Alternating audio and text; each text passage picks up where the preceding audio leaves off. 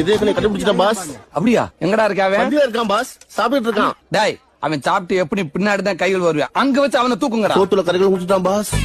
ஊத்தட்டும் pass. மோருக்கு வந்துட்டான். மோர் ஊத்திட்டானா அவனுக்கு அடுத்து பால் தாண்டா. டேய், அவன் மோருக்கு வந்துட்டான், எல்லாரும் அலர்ட்டா இருங்கடா. இல்லன்னா அவன் திரும்பவும் ஆரம்பிச்சிட்டோம்னா. என்னடா சொல்ற? மறுபடியும் கறி குழம்பு கேக்குறான் பாஸ்.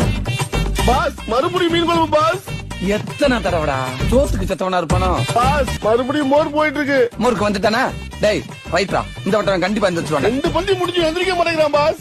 ஏய் பாயசங்கடா, பாயசங்கடா. பாயசம் இல்லையா, பிரச்சனை பண்ணிட்டு வெயிட் பண்ணிட்டு இருக்கான் பாஸ். ஐயோ, பாயாசம் வரலன்னா பக்கத்துல இருக்க இலையில எடுத்து நீங்களாவது குடுங்கடா. அண்ணே பாயசம் வெளியில குடுக்குறாங்களா, கொஞ்சம் வரீங்களா?